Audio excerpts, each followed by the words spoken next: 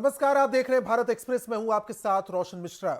सावधान करने वाली खबर के साथ हम आए हैं। बात पहाड़ों की, बात हिमालय की, जो लगातार खतरे का अलार्म बजा रहा है। इसी को लेकर आज हमारी खास पेशकश है, हिमालय का बदलता मिजाज।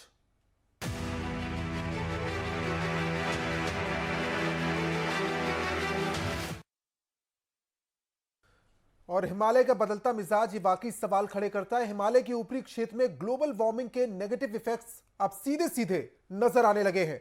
ग्लेशियर के बर्फ वाले क्षेत्र का सिकुड़ना बड़ी आबादी के लिए खतरा बन रहा है, क्योंकि ग्लेशियर तेजी से पीछे हटते जा रहे हैं।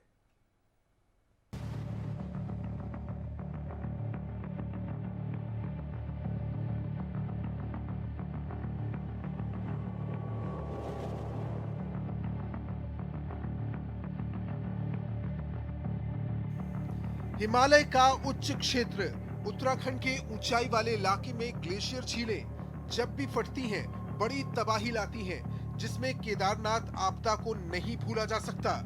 आपको डरा नहीं रहे हैं, आपको आगाह कर रहे हैं। भारत के हिमालय इलाके में ग्लोबल वार्मिंग की वजह से ग्लेशियर झीलों की संख्या में तेजी से इजाफा हो रहा है। लेकिन ग्लेशियर झीलों को लेकर अच्छी खबर यह है कि प्रदेश के 1200 से ज्यादा ग्लेशियर झीलों में से किसी से बड़ा खतरा नहीं है। हालांकि इनमें से 20% ऐसी झीलें हैं जो खतरनाक तो मानी जाती हैं। ऐसी ग्लेशियर झीलों की निगरानी बेहद जरूरी है। हिमालय में करीब 8000 से ज्यादा ग्लेशियर हैं। इनमें हजारों झीलें बन चुकी हैं और इनकी संख्या लगातार बढ़ रही है। 2015 में वैज्ञानिकों ने ग्लेशियर्स की स्टडी की है। उत्तराखंड में ग्लेशियर झीलों से खतरा कम, जिसमें उत्तराखंड में 1263 ग्लेशियर झीलों की मैपिंग की गई। इनमें 20% ग्लेशियर झीलें खतरनाक मानी गई, जिसमें गढ़वाल रीजन में 1044 ग्लेशियर झीलें हैं। कुमाऊं रीजन में 219 ग्लेशियर झीलें हैं। आइए हम आपको बताते हैं कि कैसी होती हैं ग्लेशियर झीलें। साल 2020 के एक अध्ययन में 45 में से 25 तिब्बत और 21 नेपाल, जबकि भारतीय क्षेत्र में एक खतरनाक झील पाई गई। ग्लेशियर झीलों को 3 हिस्सों में बांटा गया है, जिसमें सुप्रा, मोरैन और इरोसिन ग्लेशियर झीलें शामिल हैं। वैज्ञानिकों का मानना है कि इससे मोरैन झील सबसे खतरनाक होती है, जो ग्लेशियर के मुहाने पर होती है। ऐसी स्थिति में पानी रोकने वाला मुहाना कमजोर हो जाता है। इसकी वजह से दबाव पड़ने पर इन झीलों के फटने का खतरा ज्यादा रहता है। उत्तराखंड में ज्यादातर सुप्रा झीलें ही हैं। ये झीलें ग्लेशियर के ऊपर बनती हैं और खुद खत्म भी हो जाती हैं। वैज्ञानिक इरोसिन झीलों को भी खतरनाक नहीं मानते। 1263 लेकों में से लगभग जो है करीब करीब 800 लेक तो हमारी सुपर ग्लेशियर लेक थी।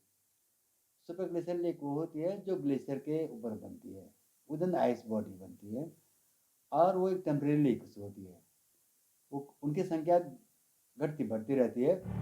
हालांकि वैज्ञानिकों का मानना है कि अब तक की हुई स्टडी में ये पाया गया है कि उत्तराखंड की ग्लेशियर झीलें ज्यादा खतरनाक नहीं है। इससे उत्तराखंड समेत पड़ोसी राज्य राहत की सांस ले सकते हैं। Bureau report, Bharat express. Uttarakhand के पिथौरागढ़ जिले में गौरी गंगा क्षेत्र में ग्लेशियर का पिघलना चिंता का सबब बन गया है। यहां ग्लेशियर पिघलने से उच्च हिमालय में 77 झीलें बन चुकी हैं।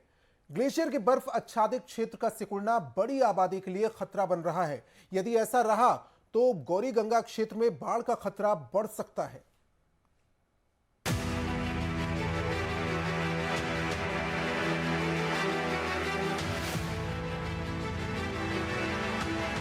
कई ग्लेशियर ग्लोबल वार्मिंग के प्रभाव की चपेट में। खतरे की जद में कई इलाके। उत्तराखंड के लिए नई मुसीबत। वैज्ञानिकों के माथे पर खिंची चिंता की लकीरें। एक अध्ययन रिपोर्ट के अनुसार गौरी गंगा क्षेत्र के मिलन, गोखा, रालम, लुआ एवं मरतोली ग्लेशियर सहित अन्य सहायक ग्लेशियर भी ग्लोबल वार्मिंग के प्रभाव की चपेट में हैं। ग्लेशियर पिघलने की वजह जलवायु परिवर्तन ही है। तापमान अधिक होने की वजह से ग्लेशियर पिघलकर नदियों में तब्दील हो रहे हैं। जीआईएस, रिमोट सेंसिंग और सैटेलाइट फोटोग्राफ के माध्यम से किए गए एक अध्ययन में पता चला है कि 77 ग्लेशियर अब तक ऐसी झील में तब्दील हो चुके हैं जिनका व्यास 50 मीटर से अधिक है, जिसमें से सर्वाधिक 36 झीलें मिलम में, 7 गोखा में, 25 रोलम में, 3 लुआ में और 6 झीलें मर्तोली ग्लेशियर में मौजूद हैं। यहाँ ग्लेशियर झीलों के व्यास बढ़ा रहा है और नई झीलों का निर्माण तेजी से हो रहा है। गोखा ग्लेशियर में निर्मित झील का व्यास 2.78 किलोमीटर है। ये झील भविष्य में किसी भी भूगर्भीय गतिविधि की वजह से गौरी गंगा घाट क्षेत्र में भीषण तबाही मचाने की क्षमता रखती है। गौरी गंगा जलागम क्षेत्र में लगातार बाढ़ और प्रभावों को देखते हुए आपदा प्रबंधन विभाग ने कई गांवों को संवेदनशील घोषित किया है। पिथौरागढ़ की गौरी गंगा घाटी पिछले दशक में भीषण आपदा के प्रभाव से हुए बड़े नुकसान को अभी तक झेल रही है। आपदा के कारण तमाम गांव प्रभावित हुए। कई लोगों के पास खेती करने की जमीन और रहने को घर नहीं है, क्योंकि मजबूरन प्रभावितों को वहां से हटना पड़ा। क्षेत्र के प्रभावों को अब तक पूरी तरह सुधारा नहीं जा सका है। प्रदेश में मुसीबतें कम होने का नाम नहीं ले रही हैं। कभी यहाँ पर दरारों की वजह से लोग अपने घरों को छोड़ने को मजबूर हो जाते हैं, तो कभी यहाँ पर तीव्र भूकंप की चेतावनी दी जाती है। ऊपर से इस खबर ने उत्तराखंड में सरकार को और वैज्ञानिकों को चिंता में डाल दिया है। इससे पहले भी चमोली की आपदा भी ग्लेशियर के पिघलने की वजह से ही आई थी।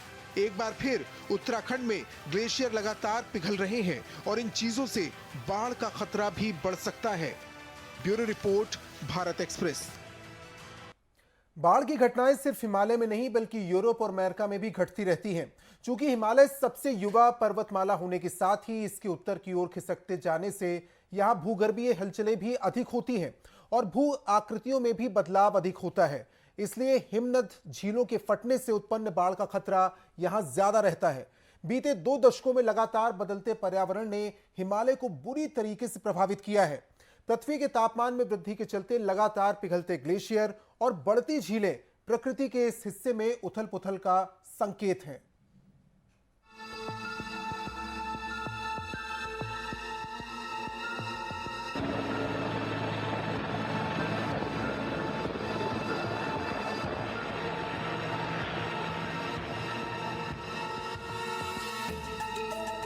बिगड़ सकता है हिमालय का मिजाज। 13 ग्लेशियर संवेदनशील, निगरानी महज 6 की। नहीं चेते तो मुंह खोले खड़ी है बड़ी आपदा। बदलता पर्यावरण है प्राकृतिक आपदा के कारण। हिमालय को एशिया का जल स्तंभ या वाटर टावर भी कहा जाता है, क्योंकि इस पर बर्फ के रूप में एक महासागर जितना पानी जमा है, जो कि सिंधु, गंगा और ब्रह्मपुत्र जैसी महानदियों को जन्म देता है। और इन्हीं 3 नदियों के मूल में विश्व की लगभग 90 करोड़ जनसंख्या केंद्रित है। इतने पानी अपने आप में समेटे रखने वाले हिमालय अगर विनाश करने पर आ जाए तो जल प्रलय भी मच सकती है।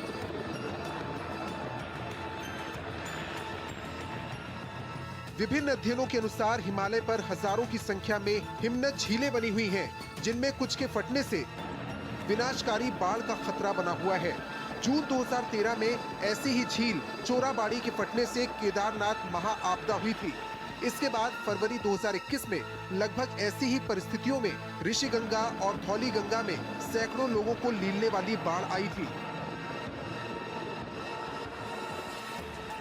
इस तरह की झीलों के फटने का ज्यादा खतरा भूटान, तिब्बत, नेपाल, भारत और पाकिस्तान में है। भारतीय हिमालय का पूर्वी हिस्सा ज्यादा संवेदनशील चिन्हित किया गया था, लेकिन केदारनाथ की बाढ़ के बाद वैज्ञानिकों का ध्यान उत्तराखंड हिमालय पर केंद्रित हुआ तो स्थिति और भी चौंकाने वाली सामने आई। जियोलॉजिकल सर्वे ऑफ इंडिया के मुताबिक उत्तराखंड में 486 ग्लेशियर सूचीबद्ध हैं। इनमें से सिर्फ 6 को ही नियमित निगरानी में रखा गया है। हालांकि वाडिया इंस्टीट्यूट का अनुमान है कि उत्तराखंड के क्षेत्र में करीब 1,500 ग्लेशियर मौजूद हैं। वाडिया इंस्टीट्यूट ही गंगोत्री, चौड़ाबाड़ी, डोरियानी, पिंडारी, दूनागिरी और कफनी ग्लेशियर पर रियल टाइम निगरानी करता है। लेकिन हमें इस क्षेत्र के ग्लेशियर और हिम झीलों पर नियमित निगरानी करने की सख्त जरूरत है। केदारनाथ हादसे के बाद उत्तराखंड में 2014 से 2016 के बीच हिमालय क्षेत्र की ग्लेशियर झीलों की सूची बनाई गई थी। इनमें से 13 ग्लेशियर झीलें बेहद संवेदनशील हैं, जिनमें ग्लेशियर लेक आउटबर्स्ट फ्लड की संभावना सबसे अधिक है। पिछले कुछ सालों में करीब 1798 प्रोजेक्ट्स ने पर्यावरण मंजूरी से जुड़ी शर्तों का उल्लंघन किया है। किसी भी प्रोजेक्ट में पर्यावरण मंजूरी के लिए केवल शर्तें तय करना ही काफी नहीं है। केदारनाथ और चमोली के नंदा देवी बायोस्फीयर क्षेत्र में हुई कुदरती तबाही शायद उन भूवैज्ञानिकों की चेतावनी की अनदेखी का ही नतीजा है, जिनको हम भूगर्भीय जोखिमों से घिरे उत्तराखंड में सालों से लगातार नजरअंदाज कर विकास योजनाओं को बेतरतीब ढंग से लागू करते आ रहे हैं। अभी भी समय है कि हम चेत जाएं, नहीं तो उत्तराखंड में ऐसी तबाही के मंजर भविष्य में और भी देखने को मिल सकते हैं। उत्तराखंड के ऊपरी हिमालय क्षेत्र में एक दो नहीं, तमाम भूगर्भीय खतरों से घिरी 486 ग्लेशियर झीलें हैं। केदारनाथ त्रासदी के बाद इनमें से 13 झीलों को भूगर्भीय जोखिमों के लिहाज से बेहद संवेदनशील माना गया है। बावजूद इसके ग्लेशियर की इन संवेदनशील झीलों पर लगातार नजर रखने के लिए बीते 7 सालों में कोई कारगर योजना आकार नहीं ले पाई। वक्त आ गया है कि इन झीलों और इनके इर्द गिर्द रिमोट सेंसिंग के माध्यम से रियल टाइम मॉनिटरिंग की जाए। हिमनद झीलों पर नजर रखने के लिए एक ठोस तंत्र बनाया जाए। Bureau report, Bharat express. Global warming कोई नया शब्द नहीं है। पूरी दुनिया ग्लोबल वार्मिंग से हो रही तबाही से वाकिफ है, लेकिन अब यह वैश्विक तापमान और इससे होने वाली तबाही खतरे के निशान को पार कर रही है। हिमालय क्षेत्र में मौजूद ग्लेशियर जितनी तेजी से पिघल रहे हैं, उतनी ही तेजी से एक बहुत बड़ा जानलेवा खतरा इंसानों के लिए बढ़ता जा रहा है। देखिए ये स्पेशल रिपोर्ट।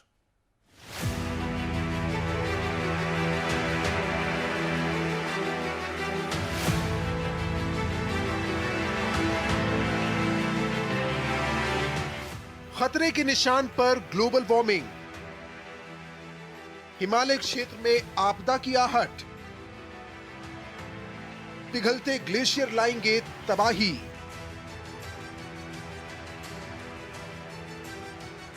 ग्लोबल वार्मिंग का खतरा अलार्मिंग मोड पर पहुंच चुका है। खतरे की घंटी पूरी दुनिया के लिए बज चुकी है।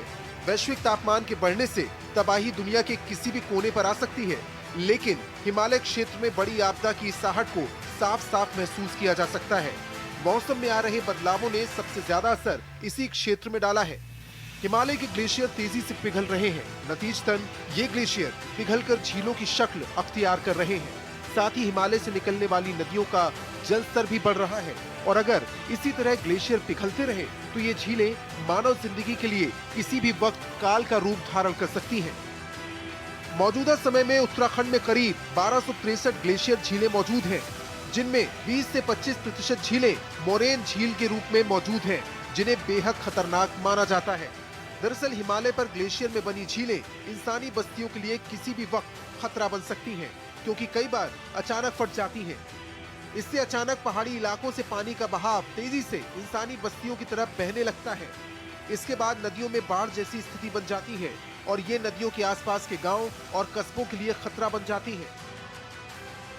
अगर आप देखते हैं कि जो लेक जो है मोरेन डैम लेक जिसको हम बोलते हैं, जो ग्लेशियर के आगे बनती है या साइड में बनती है, या स्नॉट के नजदीक जो ग्लेशियर टर्मिनेशन पॉइंट होता है, उसके वहीं पर ग्लेशियर को कोई बड़ी लेक बन रही है, तो उसको मॉनिटर करना बहुत जरूरी है। वो कितना ज़्यादा फास्ट ग्रो कर रही है, उसमें पानी की डेप्थ कितनी है, कितना वॉल्यूम का उसने अपने को होल्ड कर रखा है। तो ये इसका स्टडी करना जरूरी है। केवल ये बोलना कि इतनी लेक है आज खतरा कर देगा, नहीं। अगर आपको जो है आपने कहा 77 लेक जो है डेंजर लेक है कह करके, तो उसके आगे भी आपको बढ़ना पड़ेगा ना। उत्तराखंड में साल 2013 के दौरान केदारनाथ में आई आपदा को भला कौन भूल सकता है। आज भी उस तबाही की यादें सिरहन पैदा कर देती हैं। ये तबाही भी ऐसी ही एक चौराबाड़ी ग्लेशियर में बनी झील की वजह से आई थी।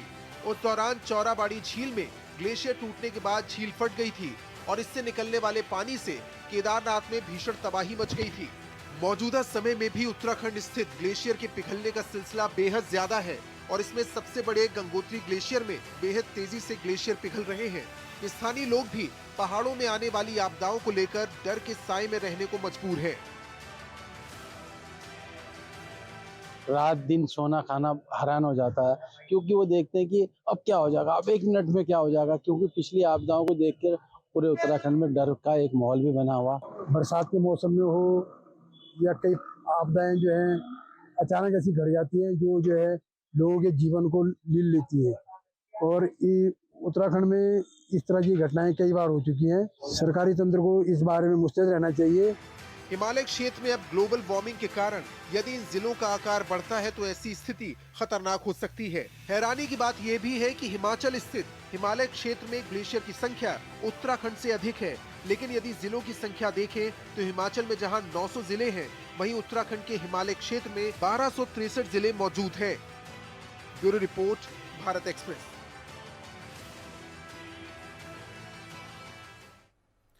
और आज केदारनाथ त्रासदी को करीब 10 साल बीत चुके हैं। लंबे समय तक लाखों परिवार नम आंखों के साथ इसे याद रखेंगे।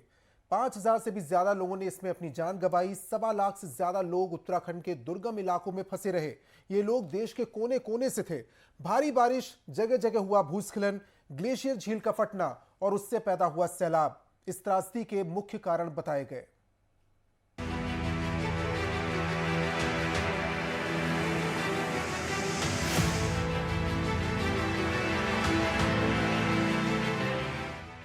पंद्रह जून 2013 को केदारनाथ घाटी में मूसलाधार बारिश हुई थी, जो औसत से 375% ज्यादा थी। भारी बारिश की वजह से इस इलाके की नदियां उफान पर आ गई थी। इस दौरान केदार घाटी में बहने वाली मंदाकिनी नदी भी खतरनाक स्तर पर पहुंच गई और मंदाकिनी नदी में आई भयंकर बाढ़ ने पूरे इलाके को जलमग्न कर दिया। 9 साल पहले आए इस जल प्रलय से लाखों लोग प्रभावित हुए। इस दौरान करीब 14,000 करोड़ की संपत्ति का नुकसान हुआ। केदारनाथ में आई आपदा के बाद लोगों की अपेक्षाएं सिर्फ व्यवस्था को लेकर बढ़ी हैं। लोगों ने दर्शन के दौरान आने जाने और रहने को लेकर अपनी चिंताएं जाहिर की हैं। केदारनाथ में तो हर साल यात्रा भोलेनाथ की निकलती है। वहाँ पे देखो, सरकार को एक काम तो जरूर करना चाहिए कि यात्रियों के रहने के लिए एक जो रास्ता जाता है, पैदल जाते हैं 4-5 किलोमीटर का रास्ता पैदल जाता है, उनके लिए भी कोई ना कोई अच्छी व्यवस्था, रोड बनना चाहिए। इस दौरान रुद्रप्रयाग, चमोली, उत्तरकाशी, बागेश्वर, अल्मोड़ा और पिथौरागढ़ जिलों में जान माल का भारी नुकसान हुआ था। इस आपदा में 2141 घर, 100 से ज्यादा छोटे बड़े होटल, 9 नेशनल हाईवे, 172 छोटे बड़े पुल पूरी तरह से तबाह हो गए थे।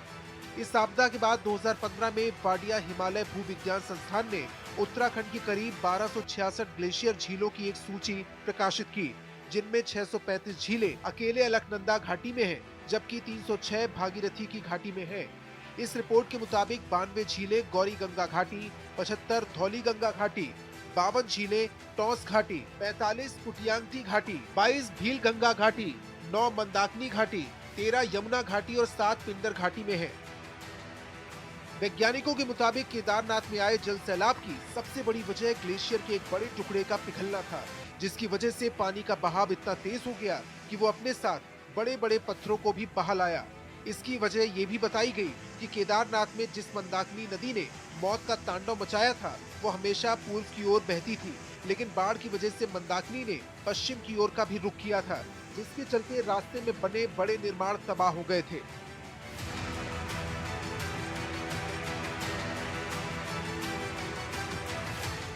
हालांकि स्थानीय लोग ये जानते हैं कि प्राकृतिक आपदाओं में लोगों के हाथ कुछ नहीं रहता, लेकिन अंदेशे का पता चल जाए तो उससे होने वाले नुकसान को कुछ हद तक बचाया जा सकता है।